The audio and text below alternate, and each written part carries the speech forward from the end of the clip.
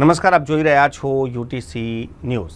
મહારાજા સયાજીરાવ યુનિવર્સિટીના vice chancellor પદ પર ખોટી લાયકાત બતાવીને બની બેઠેલા ત્રણ વર્ષ સુધી સત્તા ભોગવી ચૂકેલા વિજય શ્રીવાસ્તવને હવે વીસીના બંગલાનો એટલો બધો મોહ થઈ ગયો છે કે તેઓ બંગલો ખાલી નથી કરી રહ્યા અને યુનિવર્સિટીના સત્તાધીશો તેમની પાસેથી બંગલો ખાલી પણ નથી કરાવી શકતા એવો પણ મુદ્દો છે।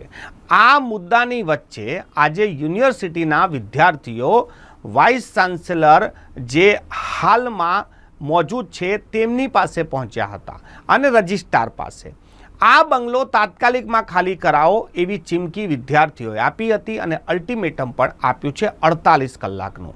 વિદ્યાર્થીઓની માંગ છે કે આ વીસી બંગલાને તાત્કાલિકમાં ખાલી કરવામાં આવે અને વિજય શ્રીવાસ્તવને આ બંગલાથી દૂર કરવામાં આવે। પરંતુ સવાલ એ ઊભો થાય છે કે ગઈકાલે પણ આ જ મુદ્દો ઉઠ્યો હતો। વડોદરાના સાંસદથી લઈને વડોદરા મહારાજા સયાજીરાવ યુનિવર્સિટીના વિદ્યાર્થીઓ આ માંગ કરી રહ્યા છે।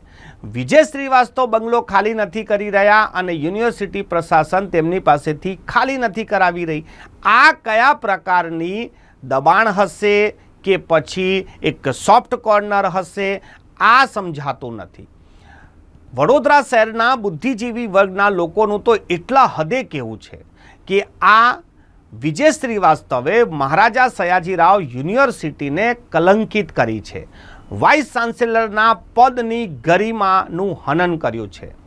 આવા વ્યક્તિ સામે તો એફઆઈઆર નોંધવી જોઈએ કે તેને યુનિવર્સિટી સાથે છેતરપિંડી કરી છે, ખોટા પુરાવા રજૂ કરીને કે પછી પુરાવા રજૂ ના કરીને જ વાઇસ ચાન્સેલરના પદ પર બિરાજમાન રહ્યા છે। આ તો મામલો હાઈકોર્ટ ગયો અને હાઈકોર્ટમાં જ્યારે સુનાવણી હતી એના પહેલાં જ વિજય શ્રીવાસ્તવે રાજીનામું આપ્યું, બાકી તેમની તો ટર્મ પણ પૂરી થઈ જાત। આવા વ્યક્તિ સામે એક તો મહારાજા સયાજીરાવ યુનિવર્સિટી કોઈ એફઆઈઆર નથી નોંધી રહી અને બીજી બાજુ તેમને બંગલો ના ખાલી કરવા માટે સમય પર સમય આપી રહી છે। આજે જ્યારે વડોદરાના સાંસદ ડૉક્ટર હેમાંગ જોશી અને વડોદરાના જે વિદ્યાર્થીઓ છે તે જ્યારે અલ્ટિમેટમ આપી રહ્યા છે, માંગ કરી રહ્યા છે, ત્યારે પણ આજ દિન સુધી પણ યુનિવર્સિટીના સત્તાધીશોનું એક જ રટન છે કે અમે એક્સપર્ટ સલાહ લઈ રહ્યા છે, આમાં શું થઈ શકે છે એ અમે વિચારી રહ્યા છે। આ કયા પ્રકારનું પ્રશાસન છે કે તમારા વાઇસ ચાન્સેલરના બંગલામાં એક એવો વ્યક્તિ હાલ રહી રહ્યો છે જેને યુનિવર્સિટી સાથે જ ગદ્દારી કરી છે, તેને કલંકિત કરી છે, ખોટા રીતે પોતાના પુરાવા રજૂ કરીને પોતે ખોટું બોલીને એ વાઇસ ચાન્સેલરના પદ પર બિરાજમાન થયા છે।